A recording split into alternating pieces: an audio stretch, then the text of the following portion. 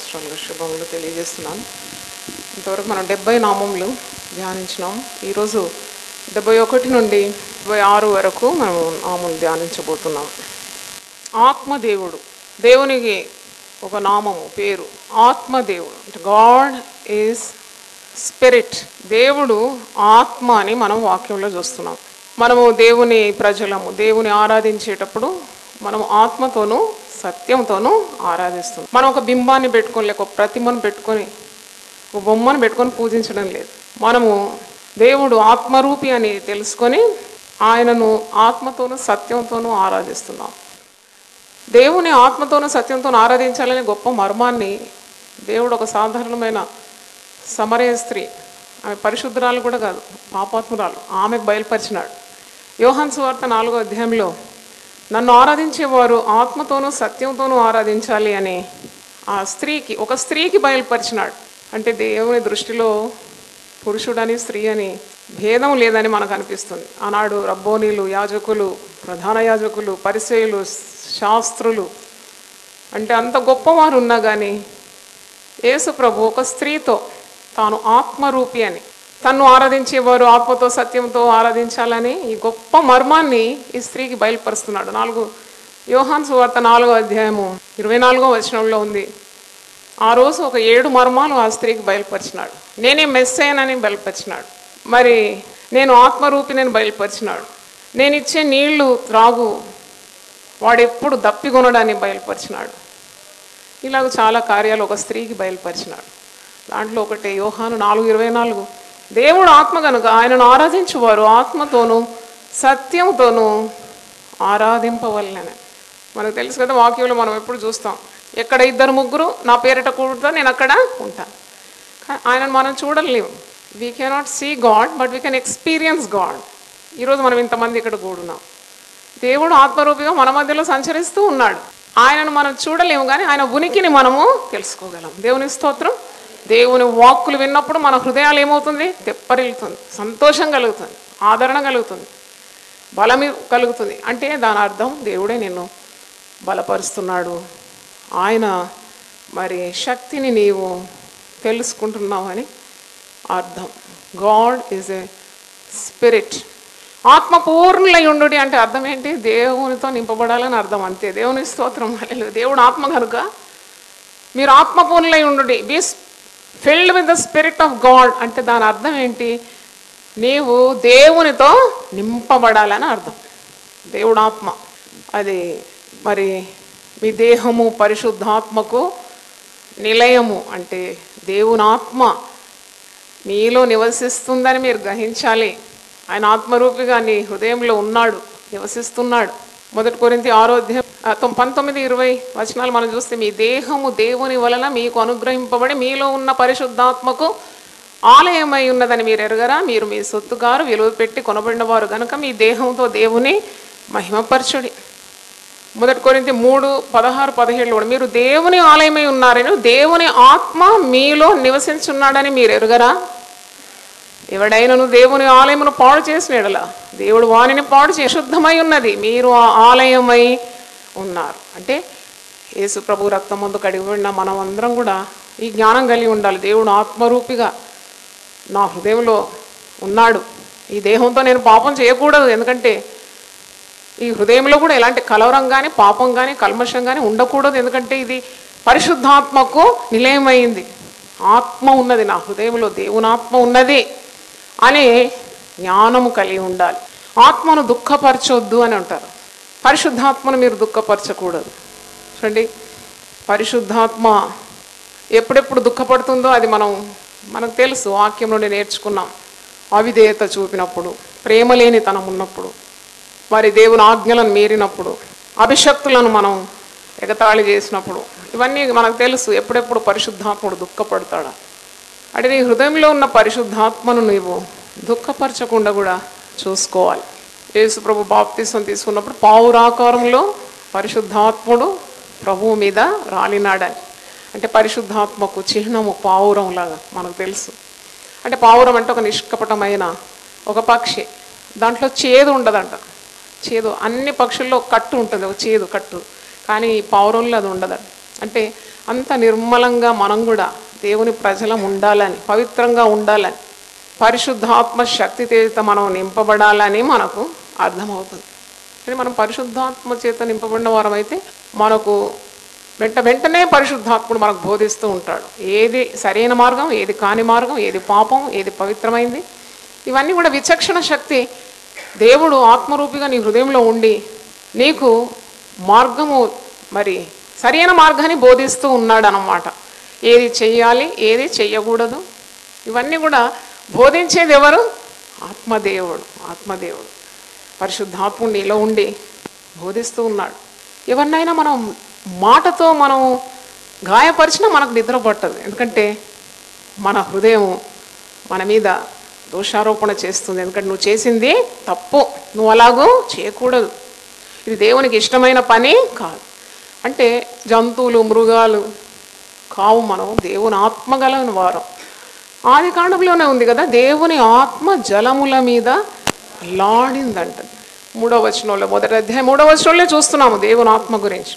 యోసేపు గురించి సాక్ష్యం మనం వింటాం కదా, ఇటువంటి వ్యక్తి ఉన్నాడా, దేవుని ఆత్మ గల ఇలాంటి వ్యక్తి మరెక్కడైనా ఉన్నాడా అంటే అంత పరిశుద్ధుడు అన్నమాట, పవిత్రుడు అన్నమాట. కానీ ఈ దినాల్లో చూస్తాం దేవుని ఆత్మ చేత నింపబడిన వారమని ఎంతెంతో చెప్తారు, కానీ పవిత్రమైన ప్రవర్తన లేదు, ఒక సాక్ష్యం లేదు, వారి జీవితంలో దేవునికి మహిమ లేదు. అలా కాదు, దేవుని ఆత్మ చేత నింపబడినాం అంటే దేవుని యొక్క స్వభావాలను మనము ఇతరులకు ప్రత్యక్షపరుస్తున్నామని, మనలో ఇతరులు దేవుణ్ణి చూడగలుగుతున్నారని, అప్పుడే దేవుని ఆత్మ చేత నింపబడినవారు. దేవుని ఆత్మ ఉన్నది, నాకు వరాలు ఉన్నాయి, నాకు ఫలాలు ఉన్నాయి అంటే కాదు, ఫలం ఆత్మ నుండే ఉద్భవింపజేస్తుంది. ఆత్మఫలం కదా, ఆత్మఫలం ఏంటి? ప్రేమ. ప్రేమ నుండి ఎన్ని రుచులు? 9 రుచులు. ప్రేమ ఉంటేనే సంతోషం, ప్రేమ ఉంటేనే సమాధానం, ప్రేమ ఉంటేనే సాత్వికం, ప్రేమ ఉంటేనే దయ, ప్రేమ ఉంటేనే నిగ్రహ శక్తి, ప్రేమ ఉంటేనే దయాళుత్వం. ఇవన్నీ కూడా ప్రేమ నుండే అన్నమాట. అంటే ఆత్మ ఫలం ప్రేమ, ఆ ప్రేమ నుండి అన్ని గుణాలు. ప్రేమ లేనివాడు దేవుని ఆత్మ కలిగి ఉన్నాడు అని మనం చెప్పొచ్చా? కాదు. అదే టెస్ట్ అన్నమాట. ఒక మనిషి పరిశుద్ధాత్మ పూర్ణుడంటే డెఫినెట్లీ ఖచ్చితంగా ప్రేమ కలిగి ఉంటాడు. ఆత్మరూపి అయిన దేవుడు ప్రేమాస్వరూపి కదా, ప్రేమాస్వరూపి. దేవునికి మరో పేరేంటి? ప్రేమ. కాబట్టి పరిశుద్ధాత్మ శక్తిని మీరు పొందుకోవాలి అంటే దేవుని పొందుకోవడం అన్నమాట, దేవుని సామర్థ్యాన్ని పొందుకోవడం. అపోస్తలులు మేడగదిలో కనిపెట్టి ప్రార్థన చేసి ఏం శక్తి పొందుకున్నారు? పరిశుద్ధాత్మ. అంటే ఆత్మ దేవుడు, గాడ్ ఈజ్ ఎ స్పిరిట్. ఆ ఆత్మను వారి మీద దేవుడు కుమ్మరించినాడు. కాబట్టి దేవుని సామర్థ్యాన్ని పొందుకున్నారు. పేతురు నీడబడగానే రోగులు ఏమవుతున్నారు? బాగైపోతున్నారు. అదే పరిశుద్ధాత్మ శక్తి పొందుకోవాలి అని మనకు వాక్యం నుండి నేర్చుకుంటున్నాం. కనుక పరిశుద్ధాత్మ పూర్ణులుగా ఉండాలని ఎఫెసీ పత్రికలో ఉంది. ఎఫెసీ 5:18 నుండి 21 వచనాలు చూస్తే దేవుని బిడ్డలు ఎలాగుండాలి, ఆత్మపూర్ణులు ఎలాగుండాలి అంటే ఎఫెసీ 5:18 నుండి 21 చదువుతున్నాను.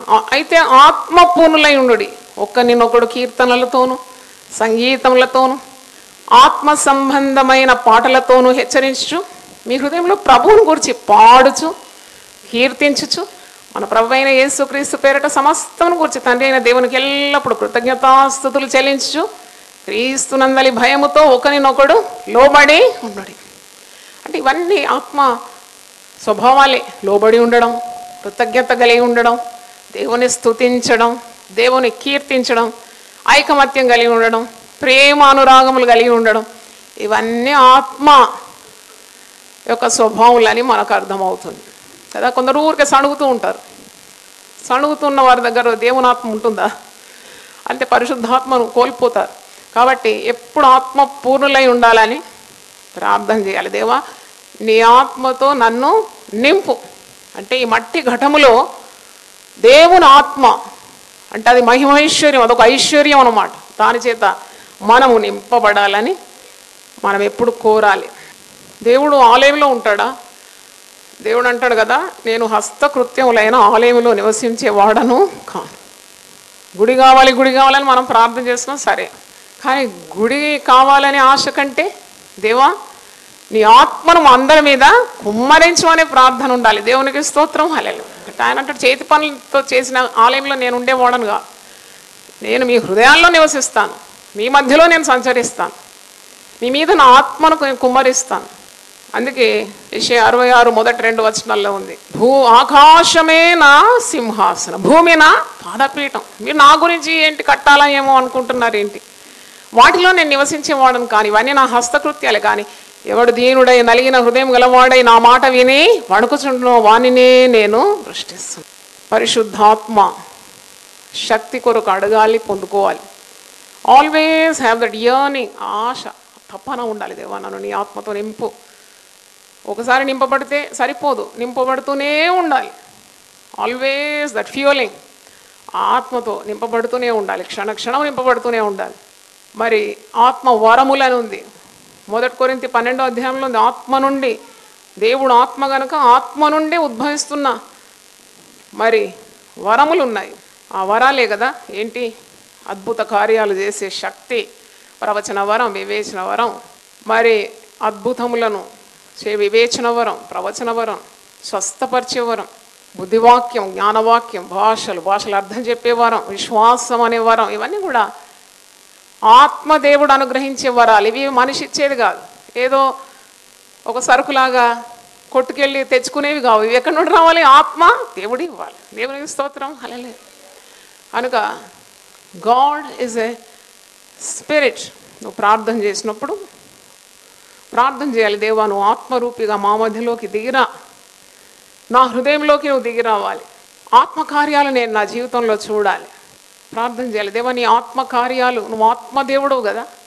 అందుకే జకర్యా 4:8 ఉంది, శక్తి చేత కాదు, బలం చేత కాదు, కానీ నేను నా ఆత్మ ద్వారా దీన్ని చేస్తాను. అంటే నువ్వు ప్రార్థన చేసినప్పుడు దేవా నీ ఆత్మకార్యాలు నేను చూడాలి.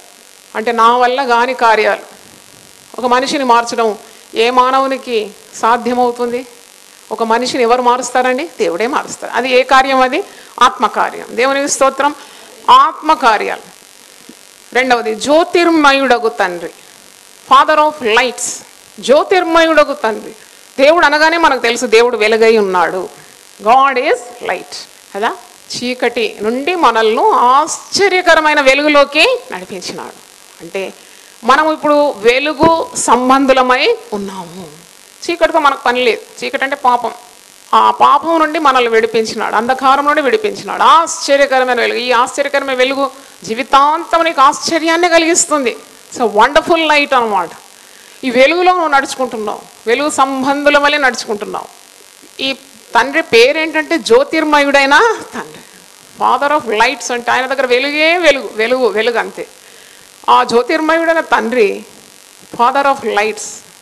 యాకోబు 1:17 ఉంది, శ్రేష్టమైన ప్రతివ్యూ సంపూర్ణమైన ప్రతివరమును పరసంబంధమైనది జ్యోతిర్మయుడు తండ్రి యొద్ద నుండి వచ్చును. ఆయన ఎందు ఏ చంచలత్వమైనను గమనాగమనముల వలన కలుగు ఏ ఛాయనను లేదు. ఆయన తాను సృష్టించిన వాటిలో మనం ప్రథమ ఫలముగా ఉండినట్లు సత్యవాక్యం వలన మనల్ని తన సంకల్ప ప్రకారము కానీ. అంటే is such a perfect God, full of light. కనుక నీకు ఏదైనా శ్రేష్టమైన ఆశీర్వాదం కావాలంటే నువ్వు మానవుల దగ్గర వెళ్ళొద్దు. ఎవరి సన్నిధికి రావాలి? దేవుని సన్నిధికి రావాలి. నీకు పరిశుద్ధాత్మ శక్తి, అది శ్రేష్టమైన వరం. నీకు స్వస్థపరిచే వరం కావాలి, అది శ్రేష్టమైన ఆశీర్వాదం. ప్రవచన వరం కావాలి, అది సంపూర్ణమైన దేవుని వరం. ఇవన్నీ కావాలంటే నువ్వు దేవుని సన్నిధిలో జ్యోతిర్మయుడైన తండ్రి వద్దను అడగాలి. ఆయనే నీకు ఈ సంపూర్ణమైన వరాలు, శ్రేష్టమైన ఈవిని అనుగ్రహిస్తాడు. ఆయనలో ఏ మార్పు లేదంట, ఏ చంచలత్వం లేని దేవుడు. ఇస్తానని ఇవ్వకుండా ఉండడు కదా. మనుషులైతే ఏదన్నా మాట ఇస్తారు, మాట తప్పుతారు, కానీ ఏ చంచలత్వం లేదు. పరిశుద్ధాత్మ శక్తి, అది సంపూర్ణమైన వరం, శ్రేష్టమైన ఆశీర్వాదం దేవుడే ఇవ్వాలి, జ్యోతిర్మయుడైన తండ్రి ఇవ్వాలి. ఒక గర్భఫలం ఎవరు ఇస్తారండి? దేవుడే గర్భఫలము ఇవ్వాలి. గర్భఫలము యెహోవా ఇచ్చు బహుమానం, దేవుడు ఇవ్వాలి, జ్యోతిర్మయుడైన తండ్రి ఇవ్వాలి. అది మనుషులు అంటారు నీకు పిల్లలు కలగనంటారు, కానీ a perfect gift comes from the father of lights. ఒక పవిత్రమైన పరిపూర్ణమైన బహుమానం జ్యోతిర్మయుడైన దేవుడు ఇస్తాడు. మనుషులన్నీ మరి అవంతరాలే చెప్తారు, ఆటంకం నీకు కాదు, నీకు పిల్లలు కాదు, మరి ఈ అభ్యంతరం ఉంది, ఈ ఆటంకం ఉంది, ఈ అబ్స్టకల్ ఉంది, కానీ ఆయనకు ఏది అసాధ్యం కాదు. కాబట్టి మన మధ్య సాక్ష్యాలు వింటాం కదా. ఇన్ని సంవత్సరాలు పిల్లలు లేకుండా మేము ప్రార్థన చేసినప్పుడు మరి మందిరంలో వచ్చినాము, దేవుని బిడ్డల ప్రార్థన దేవుడు విన్నాడు. 16 సంవత్సరాలు, 20 సంవత్సరాలు. నాకు గుర్తుంది 45 సంవత్సరాలకు యూపీఎఫ్లో ఒక స్త్రీ మొట్టమొదటిగా ఒక ఆడపిల్లని కన్నదండి. దేవునికి స్తోత్రం. 45 అంటే స్త్రీ ధర్మమే నిలిచిపోయే సమయంలో దేవుడు కార్యం చేసినాడు. అంటే ఆ శ్రేష్టమైన చక్కని బిడ్డ, ఏ లోపం లేని బిడ్డని ఇచ్చినాడు. అలాంటి ఆశీర్వాదము కేవలం దేవుని యొద్ద నుండే రావాలి. దేవునికి స్తోత్రం. అందుకే ప్రార్థన ఎప్పుడు చేస్తూ ఉండాలి. మనం ప్రార్థన చేస్తేనే మనకు సంపూర్ణమైన వరాలు, శ్రేష్టమైన ఈవులు ఇవన్నీ ఆ జ్యోతిర్మయుడైన తండ్రి నీకు ఇస్తాడు. ఆయన ఎలాంటి దేవుడు? 1 తిమోతి 6వ అధ్యాయము 16వ వచనం చూడండి. సమీపింపరాని తేజస్సులో ఆయన మాత్రమే వసించచ్చు, అమరత్వము గలవాడై ఉన్నాడు. మనుషుల్లో ఎవడునూ ఆయనను చూడలేదు, ఎవడునూ చూడనేరడు. ఆయనకు ఘనతయు శాశ్వతమైన ప్రభావమును కలిగి ఉండునుగా. అంటే ఆయన సమీపింపరాని తేజస్సులో ఉండేవాడు. ఒక సూర్యుడు ఎంత కాంతిని ఇస్తున్నాడు చూడండి. ఒక్క సూర్యుడు ఎంత కాంతి. ఒకరోజు సూర్యుడు ఉదయించకుంటే ఎంత చీకటి. అంటే కోటి సూర్యుల కంటే మనం అంచనా కూడా వేయలేము దేవుని యొక్క వెలుగును. ఆయన వెలుగై ఉన్నాడు అంతే. 1 యోహాను 1వ అధ్యాయము 5వ వచనంలో దేవుడు వెలుగై ఉన్నాడు. దేవునికి స్తోత్రం.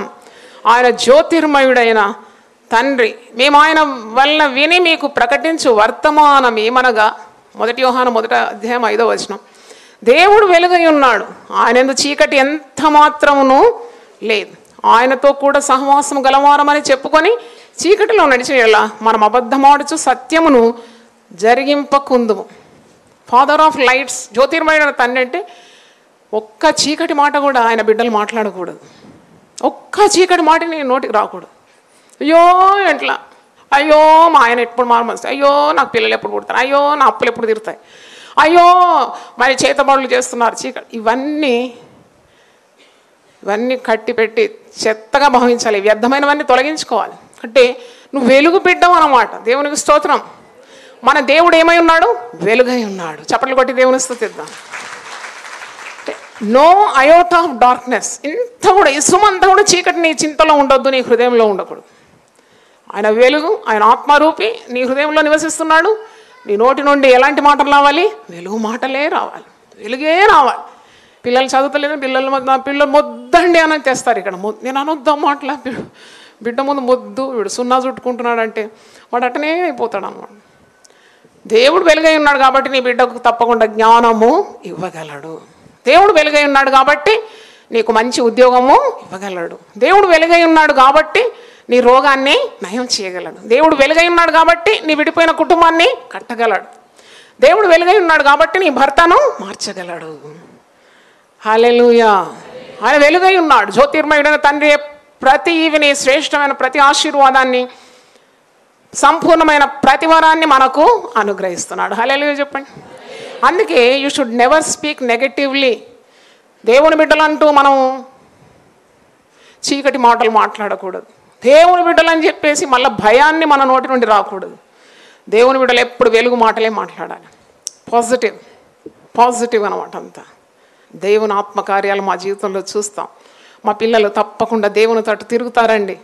మేము కుటుంబంగా దేవుని సేవ చేస్తామండి.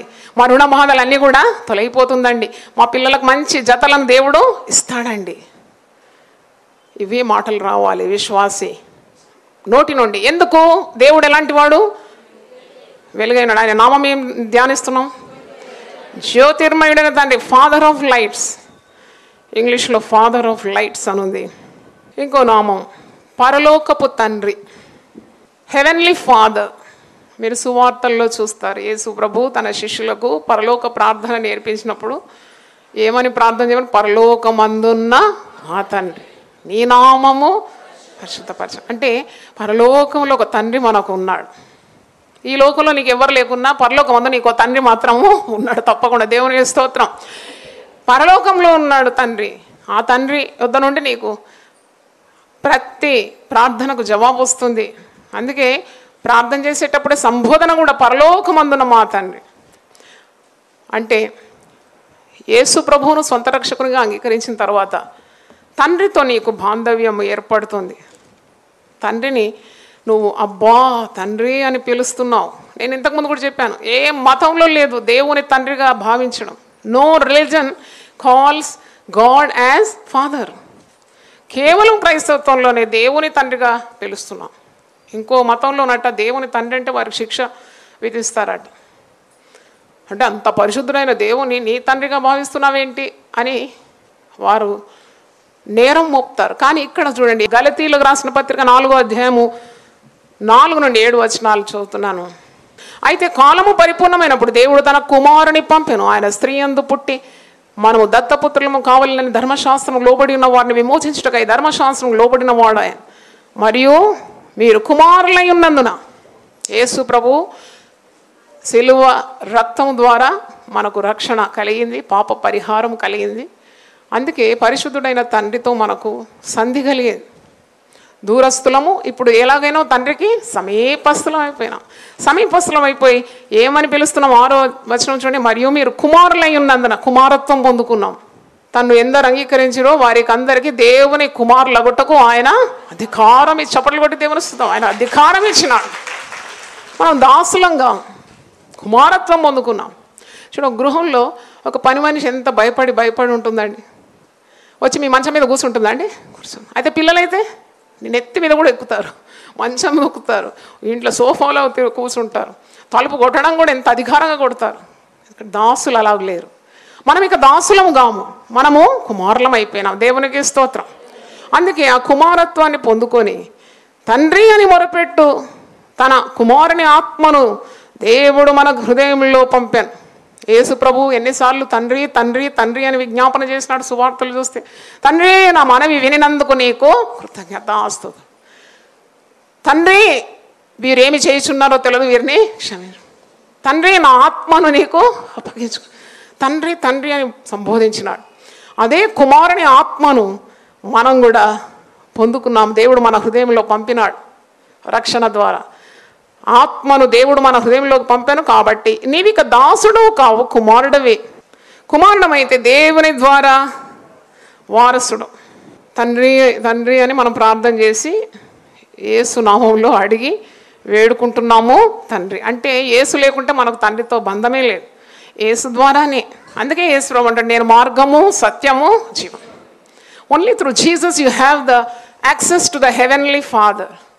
పరలోకపు తండ్రి మీకు తప్పకుండా ఏమిస్తాడంట? నిశ్చయంగా పరిశుద్ధాత్మను ఇస్తాడని లూకా సువార్త 11 నుండి 13 వచనాలు ఉంది. ఈ లోక రీతిగా ఉన్న తండ్రులే తమ పిల్లలకు శ్రేష్టమైన ఆశీర్వాదాలు ఇస్తుంటే పరలోకపు తండ్రి ఎందుకు మీకు పరిశుద్ధాత్మను ఇవ్వడు? ఆయన నిశ్చయముగా మీకు పరిశుద్ధాత్మను ఇస్తాడు.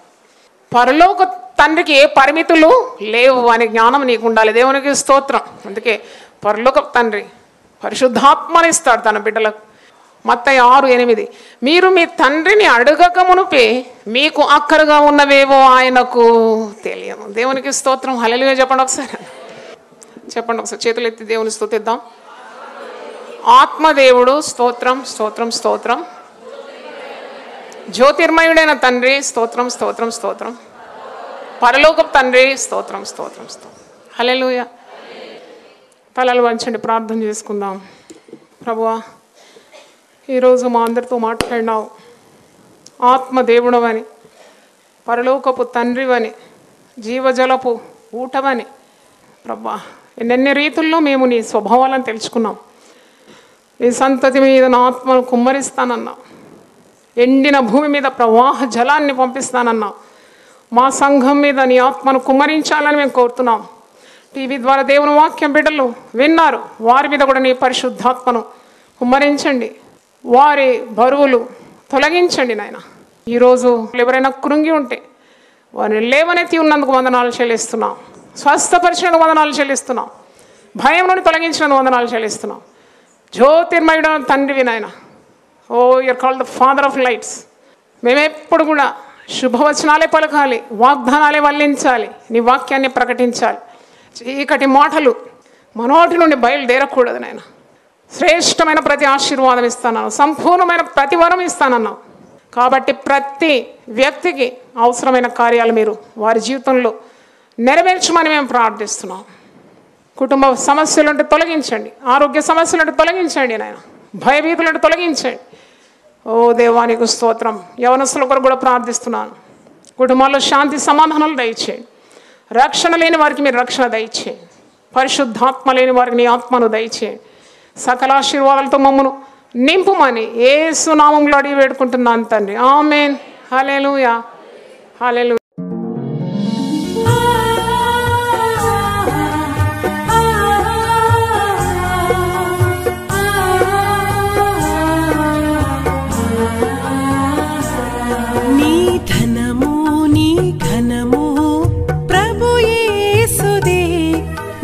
దశమా భాగము నీయ వెనుదీతువా.